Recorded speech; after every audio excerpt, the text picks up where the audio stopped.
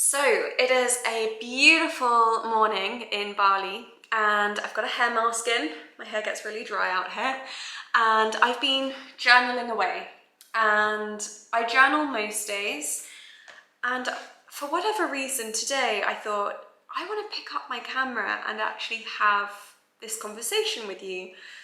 And I need to say first, I am not an expert in this space. But I have been on a pretty crazy journey for the past couple of years, I suppose, in this space. And to be honest, I felt like I needed to know it all before I start sharing it. But actually, I think I just want to take you along on this journey. I'm a curious person, so I'm always asking questions, I'm always wanting to learn. And I just thought it would be really interesting to bring you along on that journey with me, rather than just kind of learning it all on my own and then being like, right, this is what I've learned.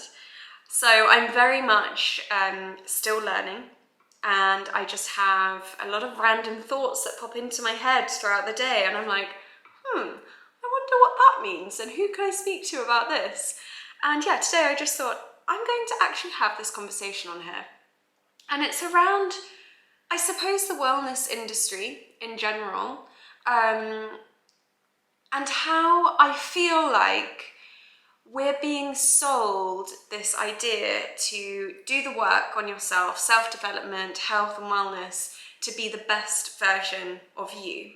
And you would have seen this and heard it a million times, especially if you're interested in health and wellness. I actually saw a video pop up on my YouTube today from someone I don't know, and the title of the video was How to Be the Best Version of You. Now, a couple of years ago, I probably would have seen that and be like, yeah, great, I want to be the best version of me. And I'm actually pretty sure I have used this phrase. I'm sure I have, because it used to be like the reason or the intention, I suppose, for me doing all of this work. I was like, I want to be the best version of me. Like, I want to be better. I want to be good. And so please, like, if I have said this in a video previously or written it in a caption on Instagram or something, just know that I am still on my journey, and it's progressive, right? You constantly evolve. So it's definitely something that I would have previously seen the title of this video and thought, yeah, that makes sense. Like, that's why we do the work, right? This is why we go to therapy or go to the gym or meditate, journal. It's about being the best version of that we can be. And I actually also very much thought that that's what a relationship is about as well. I was like, I want to find someone where we can bring out the best in each other. And you might be listening so far and thinking, yeah, where are you going with this? Like, this all sounds great. This is what I'm doing too. I'm trying to be the best version of me. And recently, I've just been feeling like we're being sold the wrong incentive or intention. Because to be the best version of you says that you're being good. And I think it can instill this perfectionism in us. It's like, you must be good, you must be perfect, do and say the right things, go to the gym, meditate, work on yourself to be good. And that's just grating on me at the moment. I think I've been brought up in England, especially through like the schooling system and just general society. It's about growing up to be a good girl. And this, I'm sure subconsciously has been instilled in me my whole life, about be good. And if you saw my previous video, actually, you'll know that all of the hate that I've received over the years online has only added to that, because it's actually made me more like robotic, and like I can't actually speak my truth. I can't actually be me. And it's not even an intention. It's that I've just learned over the years, and this may resonate with you too, to not even have your own opinions or speak your truth. You don't even know what your own truth is. It's like, we all want to be our true selves and speak our truth, but like, what if we don't know what that is anymore, because we've just absorbed everyone else's opinions and expectations of us as well? So, my thoughts around this morning as I've been journaling is, what if health and wellness should be more about being the real you? Not the best version of you, but the real version of you, the raw you. And that includes all of the ugly stuff, you know, because being the best version of you is like, yeah, be good, be perfect, work hard, all of these things. Whereas actually being the real you, being the raw you, includes the anger, the rage, all of those qualities that we are taught are bad. But like, anger is an emotion, and anger is just as valid as love and happiness. We shouldn't be taught to suppress that part of us because it's only human. We all have the bad qualities. We all have the ugly sides, you know, like that we're taught not to show and suppress them and only show the good you. And I think I've just kind of, I've had enough. I'm like, I want to shake it off. I'm like, I just want to be me. Like, there's something inside me that's like, break free of these shackles that are being put on us our whole lives. And when I say like being put on us, you might be thinking like, well, who? And I had this same question as well. I still do. I still haven't figured it out. Like, who is they? I don't think there's anyone there around a boardroom meeting being like, right, we must suppress the citizens of this country. I mean, maybe, but I don't think it's like that. I think it's just that we have all been brought up in the same system. This might be sounding very like conspiracy theory like right now, and I don't want it to be. It's more that I just think I want us to all figure out who we really are, like truly and deeply within us, because whoever they are, they're crying to get out, and it just doesn't serve us to put on this good front all the time. Don't get me wrong, I'm not saying we all suddenly start raging and fighting and just going a bit feral. I'm not saying that at all.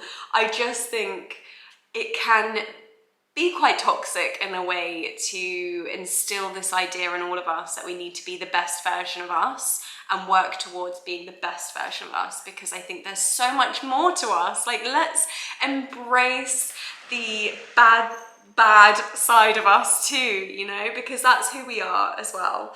I think it's impossible to be perfect and to be good all the time. And I also, the other thing around this idea of the best version of us that isn't sitting right with me is that it kind of implies that who you are now isn't enough.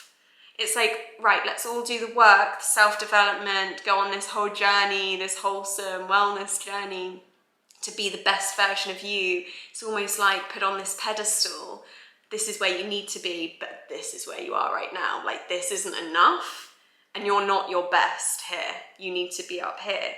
And the problem is, what is up here? Is this the end? Is this like, okay, we all do the self-work to then suddenly wake up one day in like a year's time or 5 years' time, we're like, woohoo, I'm the best version of me now. I can sit back and relax.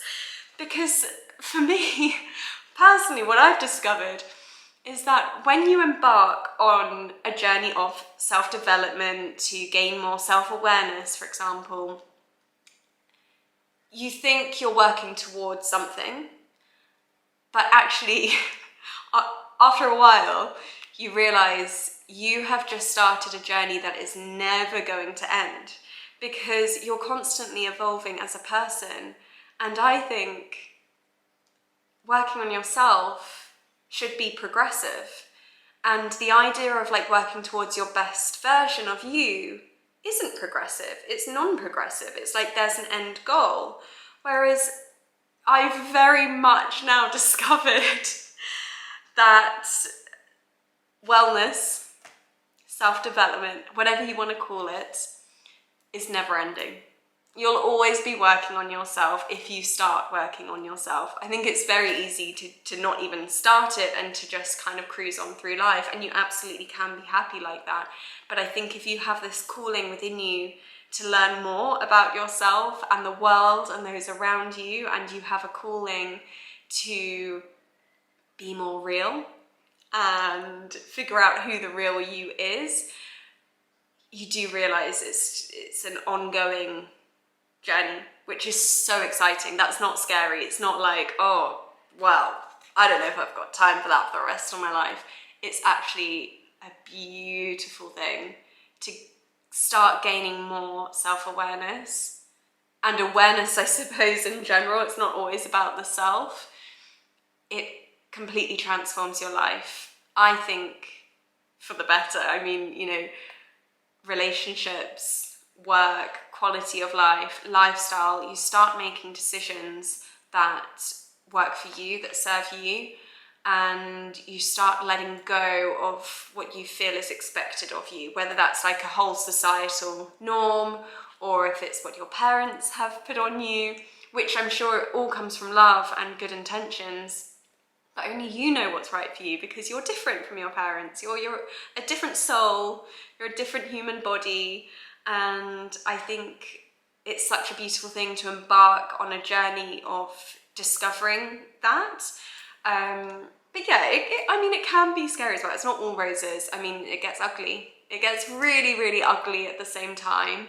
And it's a roller coaster. It's not linear. It's like healing, right? You say you're healing from heartbreak.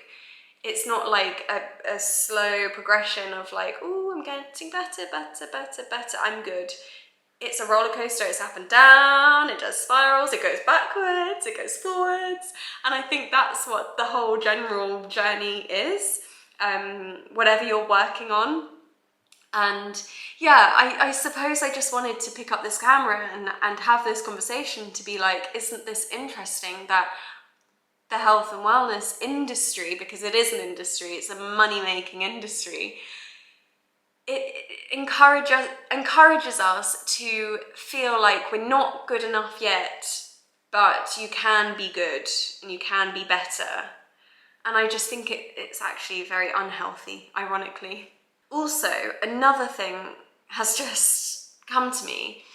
I think in this whole health and wellness space, there are so many terms and words and phrases, like buzzwords, that are just thrown around, such as manifestations, setting intentions, affirmations, and they're all beautiful, beautiful things.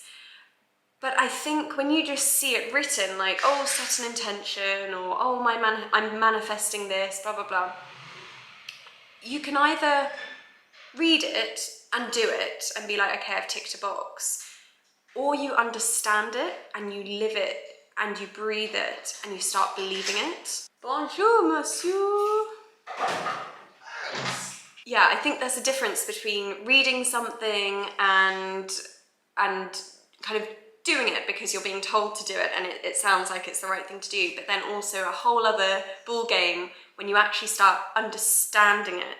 And this is no fault of anyone's. Like, I'm not saying the person that's writing about these buzzwords is wrong. I'm not saying the person that's reading it and just doing it is wrong.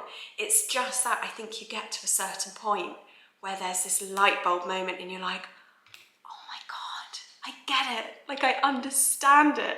I've recently had this with manifestations, right? I've read so many books on manifesting and I see it coming up on my Instagram and YouTube all the time.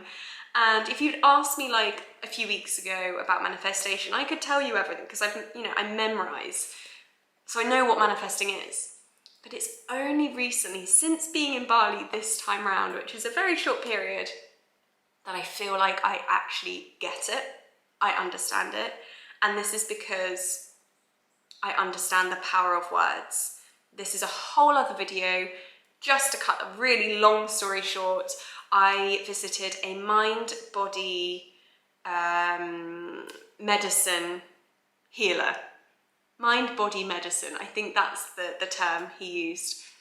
And it was actually for something physical, back pain. And I also have digestive problems. And I thought, do you know what, I've got nothing to lose, I'm going to try this out. He came really heavily recommended. And he uses words, or encourages you, teaches you how to use words to heal your body. Sounds absolutely crazy, right? From my personal experience, it works. And that was a light bulb moment for me of like, I get manifesting. I get the power of words. Manifesting in terms of like what you put into the world, whether it's around career or finances or relationship, I believe you can introduce into your life. And the same goes for healing to a certain degree. I don't know all of it, but like to a certain degree, parts of your body through the power of words. And that's what I mean between the difference with memorizing something you've been taught and actually understanding and believing it. It's a beautiful, beautiful thing. I think you need to go through the process though, like I did. I would manifest, I'd journal about manifestations, but then it's not until you actually experience something that you're like, oh wow, I get it now. For example, my back pain went and my digestive system has been perfect since I've seen him, which is like out of this world, like so unheard of for me. Again, that's like a whole separate conversation. And then the next thing I wanted to say around this idea of, let's not be the best version of us, let's be the real version of us, is that I completely appreciate and understand that that sounds great, but how do we know what the real version of us is? Because this is something I'm going through too. And at the beginning of the video, I said I'm not an expert in this because I'm still figuring it out. I'm still figuring out my voice and who I really am. And it is hard because, I think a lot of our thoughts and our opinions are actually quite often other people's that have been put on us, even if it's like through the news or Instagram posts, people we admire, celebrities or friends and family. It's only natural that we're flooded with information on a daily basis, but it's really hard to separate your own thoughts and your own opinions from that. So it really is a process, it's a journey, it's not easy at all. And one thing that I'm trying to do to work on this is to actually listen more to my heart and not my head. So I will consciously try to come out of my head, because this is like logical, right? This in here, in your heart, is who you really are. And that's something I'm consciously trying to work on. And it's not easy at all. I think it's more of a feeling than actually listening. I'm still figuring that out though. But yeah, I just wanted to say, like, it might sound like, well, that's, good to say and easier said than done around being the real you, but I completely get that it's hard figuring out who we really are. And I think it's a lifelong commitment. It's a journey that you'll embark on and probably be on forever, figuring out who you really are, what your heart wants. And I think following and listening to your heart is beautiful, but also incredibly challenging. And then the final thing, I'm going to wrap up this video. The final thing is that I wanted to say, I'm trying to figure out my words. I wanted to say that it is possible as well to find a partner who can help you with this and help you be the real you and not the best version of you. And this is something that I hadn't realised for my whole life really in relationships. I always felt like I had to be the best version of me in relationships. And my partner now, Jamie, who I'm getting a big grin from over there on the sofa, has really helped me on this journey of encouraging me to be the real me, which I think is really incredible and beautiful. And I didn't know that that kind of relationship existed. And he encourages even the ugly sides, the bad sides. And I really genuinely feel like I can be the real me, even though I'm still discovering that. Oh, you don't know what's going to come out. If I don't know who the full real me is yet. No, but I just wanted to say that that kind of relationship does exist, or you can find someone that can encourage you to be the real you, and you don't have to be the best you. And that's hugely actually why I felt like I could speak up about the haters. You know, I've suppressed that or held it inside me for years and years and years and years, and I never thought I would speak up about it. But actually, a lot of that came from being in a relationship where I felt like I was being encouraged to actually just be the real, raw version of me, and that's when you can speak your truth. So that I just wanted to end the video saying that. Yeah, still figuring all of this stuff out, but I thought it was nice to just pick up the camera and chat about what's in my head this morning. And I hope you're having a beautiful day and lots of love. You are lovely.